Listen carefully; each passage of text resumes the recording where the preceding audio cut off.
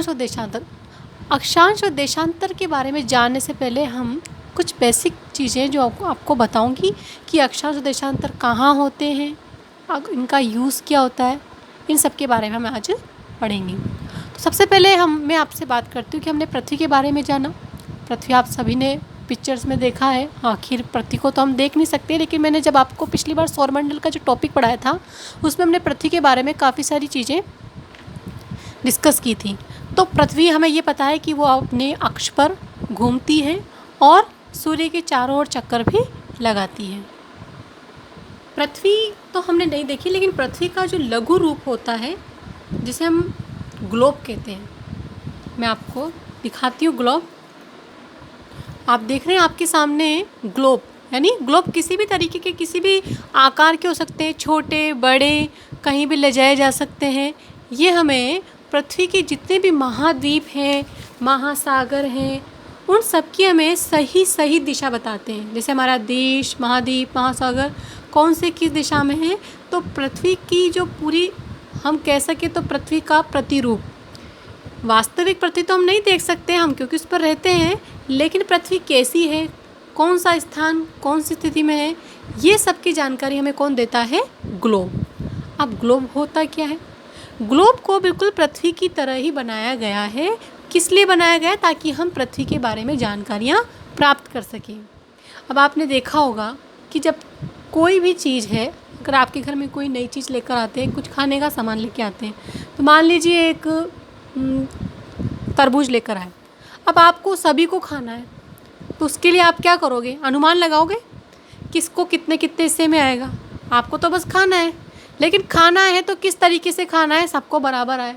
तो आप उसको अनुमान करके उस पर किसी भी चीज़ से, चाकू की सहायता से आप उसमें लाइन कर लोगे। करते हो? नहीं करते, लेकिन मान लीजिए अगर हमें बराबर बांटना है तो हम लाइन करेंगे, किसको कितना देना है। बाहर से करेंगे, अंदर से तो लाइन होगी नहीं। तो यही ज़रूरत हमारी पृथ्वी की जानकारी प्राप्त करने के लिए हमारे वैज्ञानिकों को ही। आप जानते हैं पृथ्वी पर हमने पढ़ा था 3/4 भाग पे तो पानी है, स्थल भाग है, जलीय भाग है, और चौथाई भाग पे हमारे धरातल है। तो इतना सारा पानी होने के बाद जब समुद्र में हम जाते हैं, उसमें सफ़र करते हैं, तो हमें दिशा का कैसे पता चलेगा, कौन सा देश कहाँ है। प्राचीन काल में सभी ने अपने अपने अधिकार तो कर लिया, लेकिन अधिकार करने के बाद अब कौन से क्षेत्र में कौन सी जगह हम खड़े हैं, इन सब की जानकारी हमें कैसे मिलेगी? उसके लिए वैज्ञानिकों ने काल्पनिक रेखाएं रची इस ग्लोब के ऊपर, और ये ग्लोब के प्रतिरूप के आकार से उन्होंने पृथ्वी पर भी काल्पनिक रेखाएं मान रखी। उन काल्पनिक रेखाओं के बारे में ही हम इन सब में पढ़ेंगे।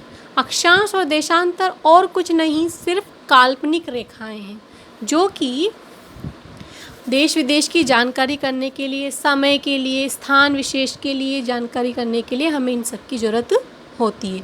तो जो आप ग्लोब देख रहे हैं ना, तो इस ग्लोब में ही आपको बहुत सारी लाइंस दिखेंगी। ये देखो, दिख रही हैं। और ये जो आपका ग्लोब है वो एक कील पे रखा हुआ है, और इस तरीके से वो अपने स्थान पे घूमता है, जैसे पृथ्वी घूमती है ना, उसी तरीके से।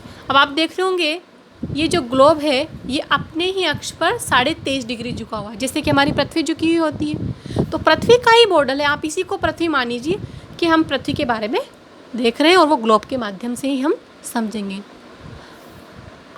अब आप देख रहे होंगे कि इस यहाँ पर भी एक नोक है, वहाँ पर भी एक नोक, तो इस नोक को हम क्या कहेंगे? अक्ष। क्या कहेंगे? अक्ष। यानी जिस नोक पर कि ये ग्लोब रखा हुआ है, ये जो अंदर इसकी जो कील है, इसको हम कहेंगे अक्ष, जिस अक्ष पर वो घूमता है। उसके बाद ये जो सुई है इसके अंदर से है, तो यानी कि ये एक सुई मान सकते हैं। अब आप आके इसको अच्छे से समझना, आगे जानकारी आपकी और काम आएंगी कि ये सुई इसको आर पार हो रही है, ठीक है, तो जिस पर ये घूम रहा है। लेकिन पृथ्वी पर ऐसी कोई सुई नहीं है, लेकिन ग्लोब को हमें बनाने के लिए सुई की आवश्यकता हुई। मैंने बोला काल्पनिक, ठीक है, काल्पनिक, कोई ओरिजिनल नहीं है, कोई वास्तविक नहीं है, काल्पनिक। ये अपने अक्ष पर घूम रहा है, और यहाँ पर आपको सभी महाद्वीप दिख रहे हैं, कुछ लाइनें भी दिख रही हैं, ठीक है। अब क्या है कि जो ग्लोब है, इस ग्लोब पे इस पृथ्वी को मतलब दो बराबर भागों में बांटने के लिए बीच में एक लाइन बनाई गई है। देख रहे हैं हम इस पर इस तरीके से यहाँ पर बीच में एक लाइन बनाई गई है जिसको बोला जाता है 0 डिग्री रेखा, जिसको हम बोलते हैं विषुवत रेखा, जिसको हम बोलते हैं भूमध्य रेखा। अब ये जो 0 डिग्री कैसे है, जैसे हमने इसको दो बराबर भागों में बांट दिया। अब यहाँ से हम कोण बनाएंगे तो ये 1 2 3 4 5 ऐसे करके 90 डिग्री कोण हमारे 0 डिग्री से बनते हैं। तो 90 के बाद 91 92 ऐसे करके पूरे 180 डिग्री। तो आप देख रहे हैं 180 कोण इधर बनेंगे और 180 कोण ही इधर बनेंगे। तो हमारी भूमध्य रेखा पृथ्वी को दो भागों में बांटती है। ये वाला जो भाग कहलाता है वो कहलाता है आपका उत्तरी गोलार्ध, और ये भाग कहलाता है दक्षिणी गोलार्ध। उत्तरी गोलार्ध और दक्षिणी गोलार्ध, ये जो बिंदु है ये कहलाते हैं ध्रुव, ये कहलाता है दक्षिणी ध्रुव। अब जैसे जैसे हम बढ़ते जाएंगे अक्षांश, सबसे बड़ी बात जो ये लाइन है इन्हीं आड़ी लाइनों को हम बोलते हैं अक्षांश। क्या कहते हैं? अक्षांश। यानी जो विषुवत रेखा के समानांतर उत्तरी व दक्षिणी ध्रुव को बढ़ते हुए जो समानांतर रेखाएं खींची जाती हैं उन्हें हम कहते हैं अक्षांश। अक्षांश उत्तरी भी होते हैं, अक्षांश दक्षिणी भी होते हैं। जैसे उत्तरी दिशा में होंगे वो उत्तरी अक्षांश, जो दक्षिणी दिशा में होंगे वो दक्षिणी अक्षांश। इस तरीके से अक्षांशों की संख्या कितनी होती है? 307। ठीक है, दोबारा से हम समझ लेते हैं। मान लीजिए ये हमारी पृथ्वी के बीच में है ये 0 डिग्री अक्षांश, ये है आपका उत्तरी ध्रुव, ये है आपका दक्षिणी ध्रुव।